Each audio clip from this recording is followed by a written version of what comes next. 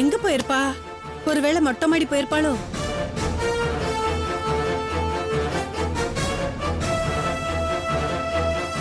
நந்தினி,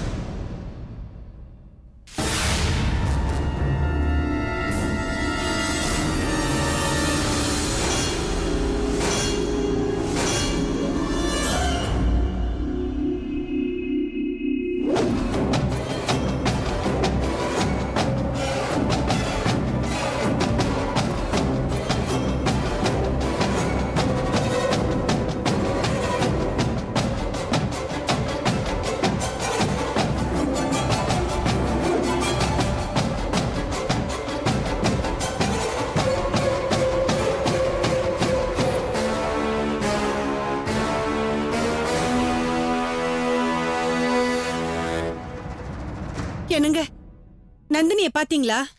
அவ ரூம்ல தானே இருக்கா? ஐயோ, அவ அங்க இல்லங்க. அப்போ மொட்டை மாடிக்கு போயிருப்பா. மொட்டை மாடியிலும் தேடி பார்த்துட்டா, அங்கேயும் அவ இல்ல. பாத்ரூமுக்கு போயிருக்கலாம்லம்மா. ஐயோ, எல்லா இடத்துலயும் நான் தேடி பார்த்துட்டு அவளை காணோம். என்னது, நான் பார்த்தனே. ஒருவேளை வெளியே போயிட்டாளா? வெளியே போயிருந்தா இங்க தானே உட்காந்துருக்கீங்க, உங்களுக்கு தெரிஞ்சிருக்கும்ல. இல்லம்மா, நான் ட்ரெஸ் சேஞ்ச் பண்ணிட்டு ஃபேஸ் வாஷ் பண்ணிட்டு இருந்தேன். ஒருவேளை அந்த நேரத்துல வெளியே போயிருப்பாளோ? ஐயோ, உள்ளேயும் இல்ல இங்கே இல்லைன்னா என்ன அர்த்தம்? வெளியே போயிருக்கான்னு தானே அர்த்தம். எத்தனை தரம் சொன்னாலும் கேட்க மாட்டேங்கிறா. இவளை நான் என்ன பண்றது? இவ்வளவு அவசரமா அவ எங்க தான் போயிருப்பாளோ தெரியலையே. ச்சே.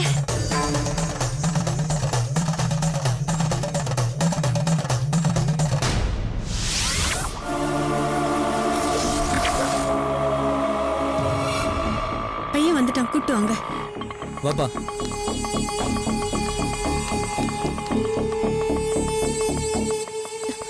என் பையன் ரமேஷ் எங்க? அம்மா, உனக்கு ஸ்கூல் விட்டதும் உங்க சொந்தக்காரங்கன்னு சொல்லி யாரோ கூட்டு போயிட்டாங்கம்மா. சொந்தக்காரங்களா? ஒருவேளை அவரே ஆரம்பிச்சு கூட்டிட்டு போயிட்டாரோ? அதெல்லாம் எனக்கு தெரியாதுமா. சரிப்பா, நீங்க கிளம்புங்க, நான் ஃபோன் பண்ணி கேட்டுக்கிறேன்.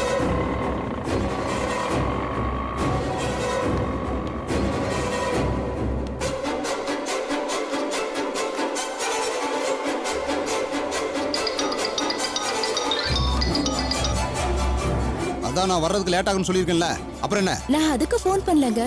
ரமேஷ் உங்க கூட தான் இருக்கானா? என்னது, என்ன விளையாடுறியா? ரமேஷ் எப்படி என் கூட இருப்பா? அப்ப ஸ்கூல்ல இருந்து நீங்க கூட்டிட்டு போலியா? என்ன சொல்ற நீ? நான் இதுக்கு அவனை ஸ்கூல்ல இருந்து கூட்டி வர போறேன். ஆட்டோ வரலையா? ஆட்டோ வந்துட்டு போயிடுச்சுங்க, ஆனா ரமேஷ் அதுல வரலங்க. ஆட்டோ டிரைவர் கிட்ட கேட்டியா? கேட்டேங்க. அவன் யாரோ ஸ்கூல்ல இருந்து கூட்டிட்டு போயிட்டு தான் சொன்னாங்க. அவன் சொந்தக்காரன் வேற சொன்னாங்க. ஏங்க, எனக்கு பயமா இருக்குங்க. யாராவது அவன, ஐயோ கடவுளே, நினைச்சு பார்த்தாவே பயமா இருக்குங்க. கவலைப்படாத, நான் உடனே ஒரு 5 நிமிஷத்துல வீட்டுக்கு வந்துடுறேன். அதுக்குள்ள அவன் ஃப்ரெண்ட்ஸ் வீட்டுக்கெல்லாம் ஃபோன் பண்ணி விசாரிச்சு பாரு. சரிங்க. டிரைவர், சீக்கிரம் போ.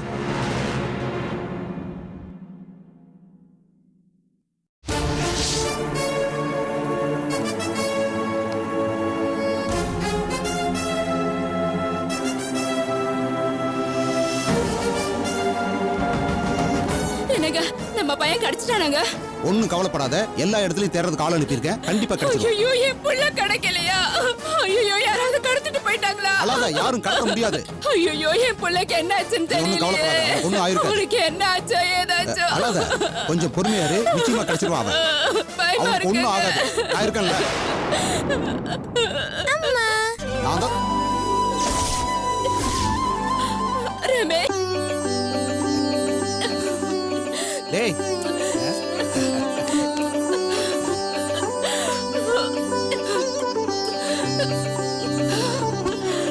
எங்கடா போயிட்ட நீ? உன்னை எங்கெல்லாம் தேடின தெரியுமா? நான் எங்க மிஸ்ஸோட சாக்லேட் வாங்க போயிருந்தேன். யாரோட வந்த? மிஸ்ஸோட ஃப்ரெண்ட் கூட வந்தேன். அவங்க எங்கடா?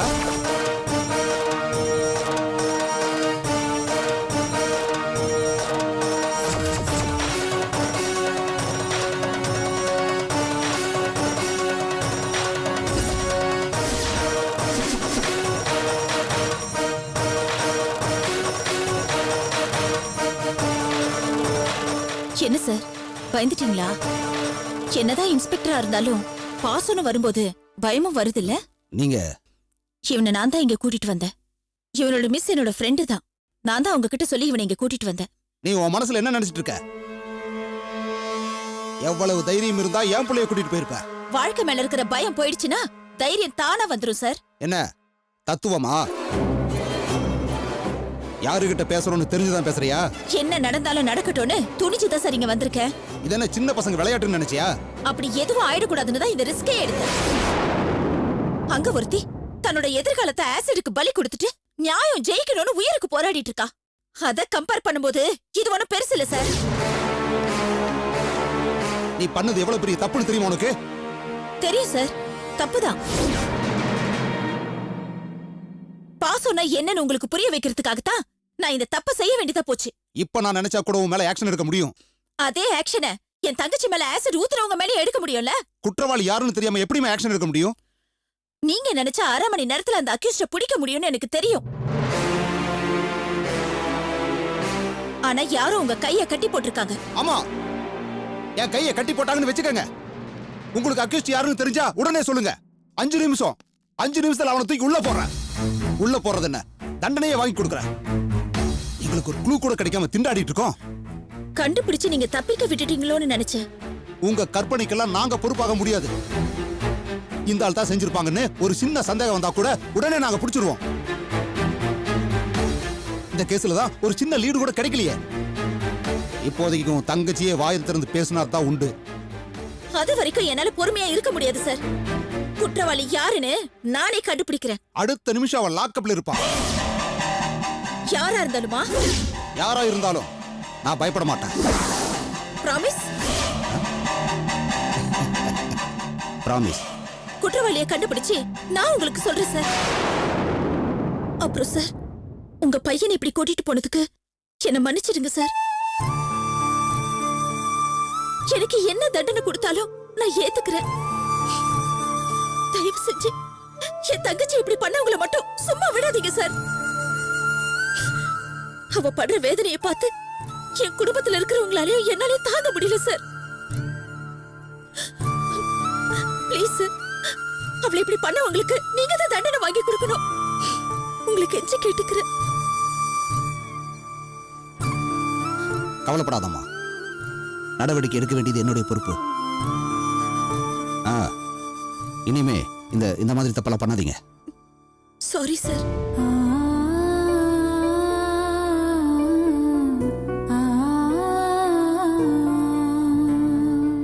Sorry madam.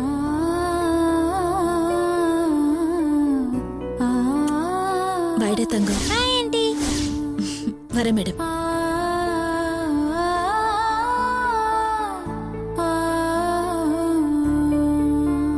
எவிடன்ஸோட வர சார்.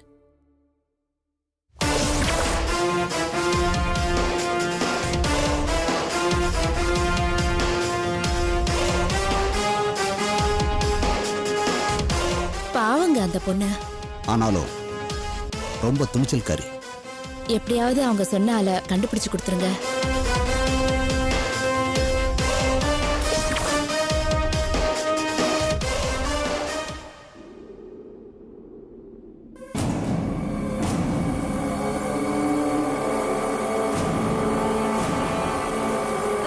இங்க தாங்க, ஒரு நிமிஷம் இருங்க, இப்ப வந்துடுறேன். சரிங்கம்மா.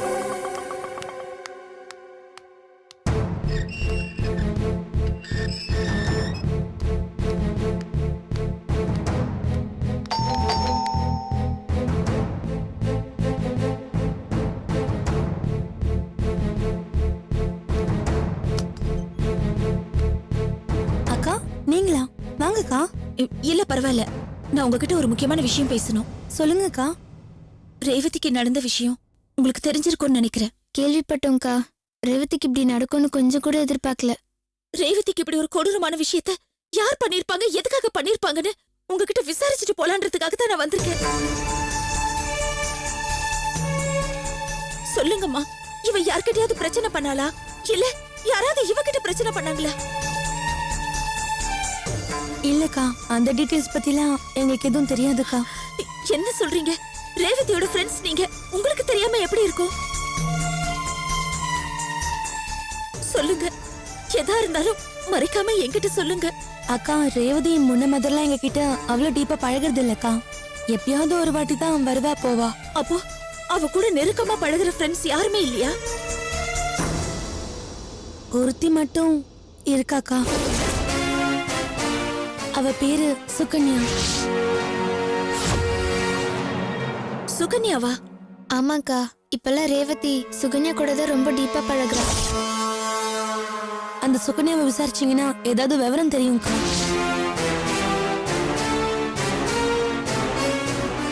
அவளோட வீடு எங்க இருக்கு? கொஞ்சம் அட்ரஸ் சொல்றீங்களா? அட்ரஸ் தானக்கா, தரேங்க்கா, உள்ள வாங்க. இல்ல பரவாயில்ல, கொஞ்சம் சீக்கிரம் எடுத்துட்டு வாங்க. சரிங்கக்கா.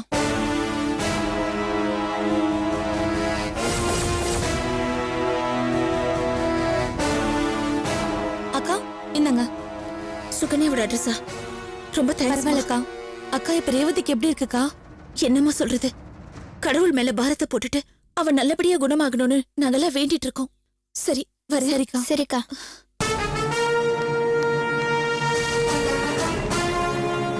அண்ணா, நான் சொல்ற அட்ரஸ்க்கு சீக்கிரம் போங்க.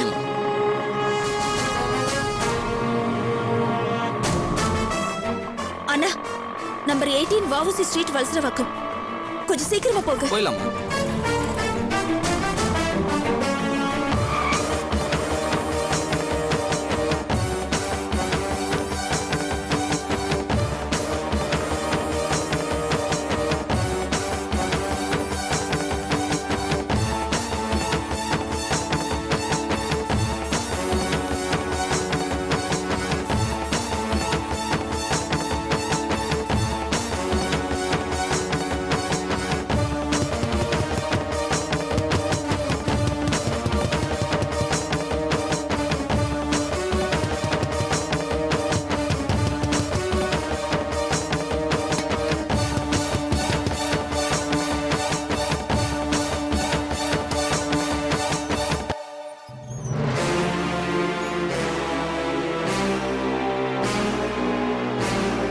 யாரும்மா நீ? என் பேர் நந்தினி. இது சுகன்யா வீடு தானே? ஆமா, நீ யாருமா? நான் அவளோட ஃப்ரெண்டு ரேவதியோட அக்கா. ரேவதியோட அக்காவா? ஓ, ரேவதியோட அக்காவா நீங்க? சுகன்யாவோட ஃப்ரெண்டு தான் ரேவதி. நீங்க வந்திருக்கீங்க, அவ வரல? இல்ல, அவளுக்கு என்ன விஷயமா? நான் சுகன்யா கிட்ட கொஞ்சம் பேசணும். சுகன்யாவா? அவ கும்பகோணம் போயிருக்காமா? கும்பகோணமா? ஆமாமா, கும்பகோணத்துல எங்க சொந்தக்காரத்து கல்யாணம். எங்களால போக முடியல, அவளை அனுப்பிச்சு வச்சிருக்கோம். எப்போ வருவா? என் தங்கையாத்துல ஒரு 2 நாள் தங்கிட்டு வரேன்னு சொன்னா வந்துருவான்னு நினைக்கிறேன். அப்படியா? அவளோட மொபைல் நம்பர் இருந்தா கொஞ்சம் தரீங்களா? அவளுக்கு மொபைல் நம்பர்னு எதுவும் இல்ல, ஆத்து லேண்ட்லைன் கம்யூனிகேஷன் தான் எல்லாம். ஆமா, ஏதாவது அவசரமா? உங்களுக்கு தெரியுமா தெரியாதான்னு எனக்கு தெரியல. என்னம்மா சொல்ற? அத நான் எப்படி சொல்றதுன்னே தெரியல.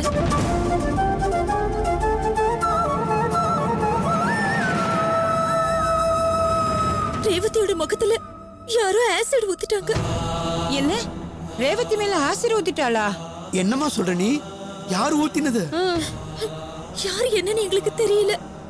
அதான் சுகன்யாக்கு ஏதாவது தெரியுமான்னு விசாரிச்சுட்டு போலான்னு வந்தேன். ஐயோ, அவளுக்கு எதுவுமே தெரியாதேம்மா. அது தெரிஞ்சிருந்தா அவ ஊருக்கே போயிருக்க மாட்டாளே. ஆமா, ரேவதி இப்ப எப்படி இருக்கா? கொஞ்சம் சீரியஸா தான் இருக்கா. போலீஸ் வேற அடிக்கடி வந்து விசாரிச்சுட்டு போறாங்க. எங்களுக்கு என்ன பண்றதுன்னே தெரியல. எல்லாரும் சொன்னாங்க சுகன்யா தான் அவளோட பெஸ்ட் ஃப்ரெண்டுன்னு. அதான் அவளை பார்த்து விசாரிச்சுட்டு போலான்னு வந்தேன். ஐயோ, அவளுக்கு எதுவுமே தெரியாதேம்மா. அவ ஃபோன் பண்ணினா நான் கேக்குறேம்மா. ஆமா, ரேவதி எந்த ஆஸ்பத்திரியில சேர்த்திருக்கீள்? ஜிஹெச்ல. முடிஞ்சா நாங்க வந்து பாக்குறோம். தங்கமான பொண்ணு, அவளுக்கு போய் இப்படி ஒரு நிலைமை வரணுமா? இந்த பகவான் நல்லவாளெல்லாம் ஏன் தான் இப்படி சோதிக்கிறான்னே தெரியல. சுகன்யா கால் பண்ணானா நான் வந்து விசாரிச்சுட்டு போனேன்னு சொல்லுங்க. சரி. ரேவதிக்கு இப்படி பண்ணது யாருன்னு அவளுக்கு தெரிஞ்சா ரேவதி நம்பருக்கு ஃபோன் பண்ணி சொல்லுங்க.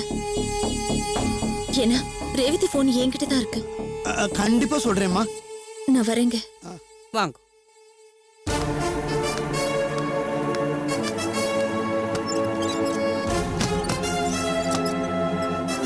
சுகன்யா, நான் சொன்னேன்ல, கேட்டியா?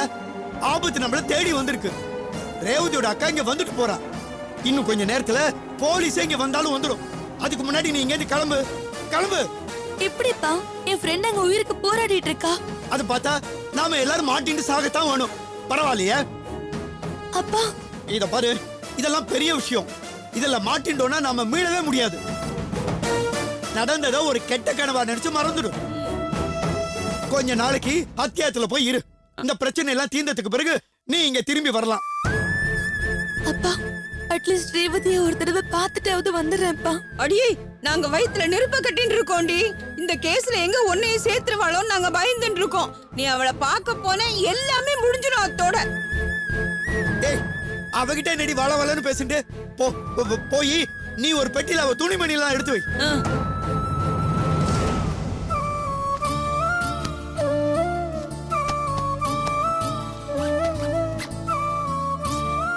நான் இவள பஸ் ஸ்டாண்டுக்கு அழைச்சிட்டு போய் பஸ்ல ஏத்தி விட்டுட்டு வரேன்.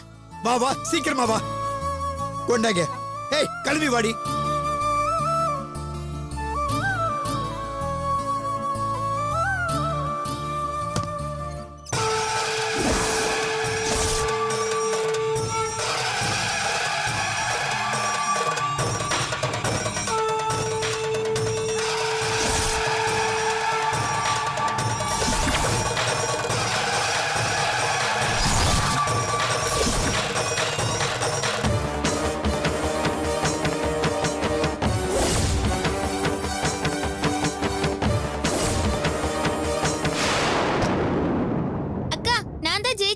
நான் சொன்னல சுகன்யா அக்கா வீட்ல தான் இருக்காங்கன்னு.